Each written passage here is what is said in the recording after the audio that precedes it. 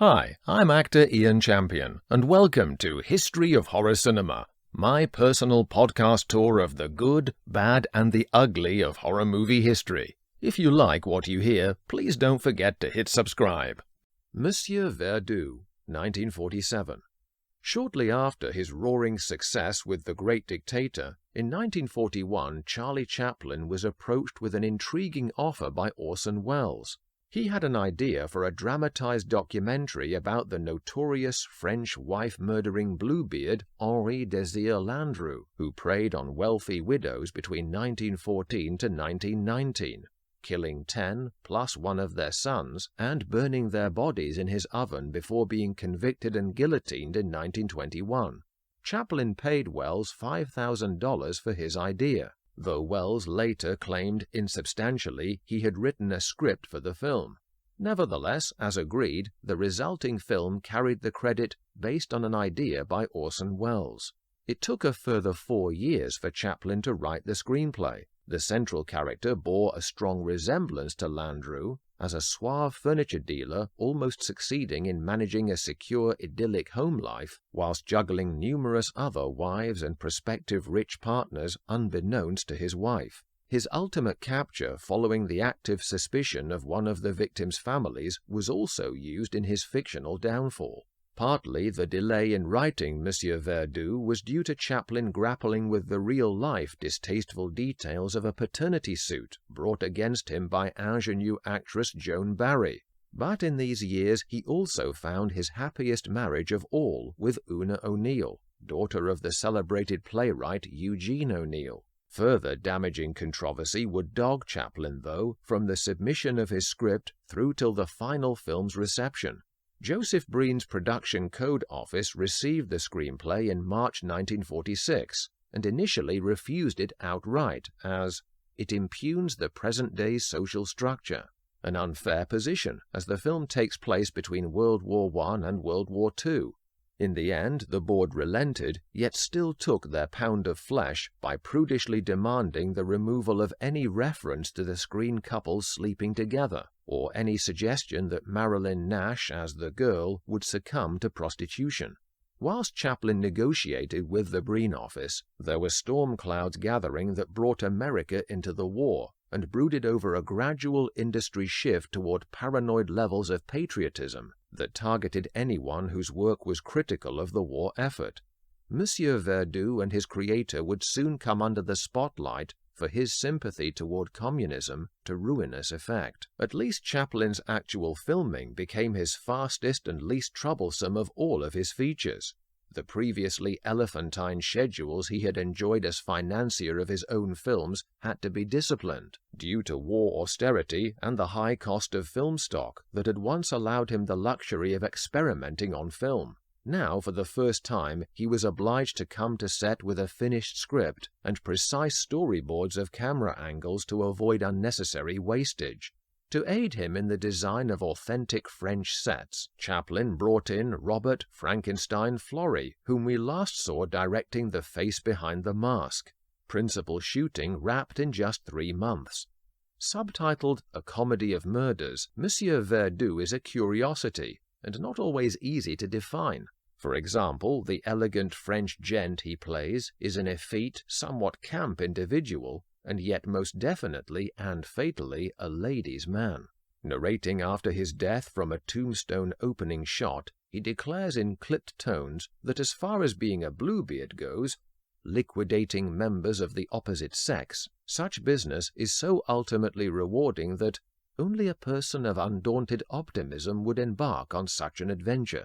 The story that unfolds, though, is a combination of lightness of morality from its hero and a black-humored, despondent gloom that permeates almost every character. We are introduced to the family of one of Verdoux's wealthy, vanished victims, who suspect she has disappeared at the hands of her strange new beau. The police judiciaire have spotted the connection between 12 preyed-on females and what could be one culprit, but there is not enough evidence for Detective Morrow, an imposing Charles Evans, to make an arrest. We then get to see the monsieur himself in action, as he shows Isabelle Elsom's Marie Gronet around the house he intends to sell her. Meanwhile, he quickly establishes with overwhelming ardor that he is on the menu as well, to the point where she leaves in decided uncomfortability. Chaplin's characterization is a graceful dance partner of seduction, albeit a little too much for this prospective conquest. He gushes with praise and fulsome attention, practically skipping around his target like a maiden around the maypole. Clothed in exquisite finery, often sporting a smoking jacket with cravat, he is a dapper dude of refinery, from his fingertips to the almost Dali-esque moustache, the first time he had ever actually grown one for a part. "You must have made a killing," observes an old employee friend from the bank where Verdoux once clerked before being fired.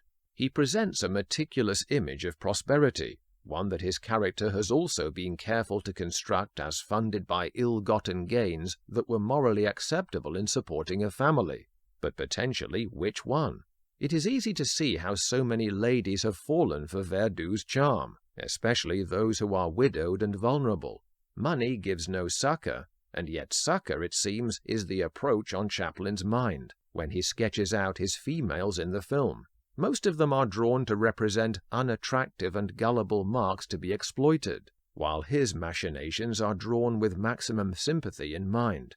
His battle-axe wife Lydia Fleury, a vivid Margaret Hoffman, is shrewd enough to spit venom at him when he shows up after a long absence, and yet he easily cons her out of her last 70,000 francs with panic-mongering about a bank collapse without any proof. His murder of her is undertaken with admirable restraint, though, after he waxes lyrical to the moon outside her door. How beautiful, this pale Endymion hour. It is a beautifully composed shot, lingering before he enters the bedroom with off-screen homicide in mind. Fleury's mood-puncturing response, "Forget about him and get to bed," was one of those resulting from the censorship. The line should have been, "and come to bed."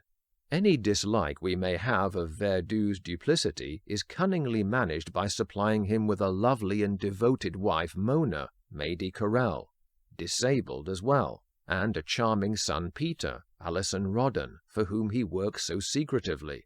What a relief to get away from the jungle fight he affects as he slumps in affected tiredness into a homely armchair.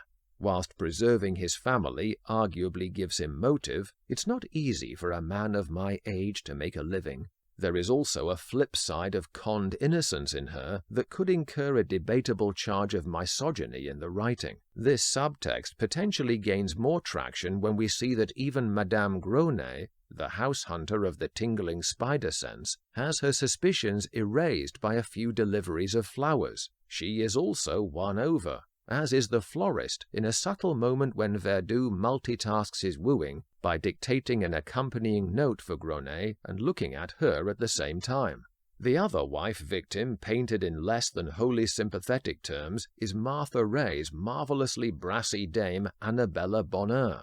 A former big band vocalist with a celebrated mouth to match, Ray is perfectly cast as a coarse, energetic vulgarian, but with the street smarts to protect her own business. Through her, we fittingly get one of the film's most physical comedy scenes, where there is a mix-up of hydrogen peroxide bottles between he and the maid that scuppers his latest wife poisoning and backfires into convincing him he has become the victim.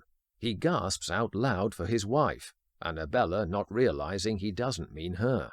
The one female in the cast who is shown as a match for Verdoux is the aforementioned Marilyn Nash. She is a pivotal character in that when he takes her in off the street from an artfully disguised hint of prostitution, the production code again, she does not accept his hard-bitten view of women or the world as a whole. Somehow with her, Verdoux's veneer of success and charm cracks, and we, through her, are allowed into his overt misogyny and cynicism. I love women, but I don't admire them. Women are of the earth, realistic, dominated by physical facts. Once a woman betrays a man, she despises him. In spite of his goodness and position, she will give him up for something inferior. That someone is more, shall we say, attractive. The girl, she has no script name, gently disagrees, citing love for its sacrificial value, giving the example of a mother's selfless love for a child. This would seem lame were it not for the fact that much later she will meet him again when their circumstances are reversed and she can repay his nourishing kindness a little. Ray gets another chance to lighten the doom-laden tone when she and Verdoux take a boat out together. As he attempts in vain to lasso Annabella with a rope-tied stone to drown her, Chaplin hilariously recalls his little tramp's desperate bid for the telephone, unseen by the glowering Eric Campbell in Easy Street. Alas, she is unsinkable. The final act has one more relatively upbeat farce sequence during Verdoux's wedding day with Madame Gronet. The chickens almost come home to roost when Annabella shows up as a guest, yet Verdoux pretends a bout of cramps to dodge being recognized by her. Ultimately, though, crime must not pay. The stock market crash wipes him out, and after a montage of stock footage indicating the rise of Hitler, Mussolini, and advancing age, our Monsieur's race is run. The loss of his wife and child after the Depression has pierced his survivalist's armor, and the reunion with the girl has restored some humanity to him. Everyone needs love, he admits to her. Inevitably, Verdoux must face his life's consequences, and he is tried and sentenced for his murders. There is an indomitable quality in the final statement to his peers in the courtroom where he still clings to the life philosophy that has justified him to the mirror every day since he embarked on the mass murderer's path. He invokes the hypocrisy of governments who sanction killing under the guise of war. As a mass killer, I'm an amateur by comparison. Before leaving them a defiant parting shot. I shall see you all very soon. This unapologetic commentary is expanded in Verdoux's cell to a reporter before his execution, in the most quoted dialogue of the film. One murder makes a villain, millions a hero. Numbers sanctify, my good fellow. As a companion piece to the great dictator, the dark spin he puts on society's own moral justifications is fascinating. Whereas in the previous film he was, in a sense, an innocent, appealing to the corrupted to change their ways and his fellows to defy those who would pervert us, now he was of the dark side, unrepentantly claiming, "You made me this way. Don't judge me for my response. You are far worse." For good measure, he even challenges the priest that he would have no role if there were no sins to absolve, and with that, Monsieur Verdoux exits the cell in a pristine white shirt, reminiscent of Charles I's dignity at all costs, and takes his particular logic to the guillotine. Believed, in its maker's characteristic self-confidence, to be the cleverest and most brilliant film of my career, Monsieur Verdoux's release was very successful in Europe. However, the American reception was overshadowed by a press conference, during which journalists ignored the film, and instead used the platform to interrogate him about his taxes, political affiliations, and why he had never sought American citizenship. Demonstrations attacking him were organized outside cinemas. One newspaper reported that he had, and I quote, offended the independent theater owners of Ohio. The group, owners of 325 movie houses, urged all other U.S. theater owners to boycott Chaplin's Monsieur Verdoux. The year of the film's release also saw the first hearings of the notorious House Un-American Activities Committee that would tear apart the fabric of Hollywood, turning many creative artists against each other and devastating their livelihoods in a dubiously motivated search for communist sympathizers. His controversial private life and victimhood of American political intolerance forced Chaplin into self-imposed exile in Switzerland in 1952, until he himself was reassessed as the genius he was, and was awarded by a forgiving industry in 1972 with an honorary Academy Award. Despite initial misgivings, Chaplin returned to America for the first time in 20 years to accept it in a spirit of forgiveness. Thanks for listening. If you like what you hear, please don't forget to hit subscribe.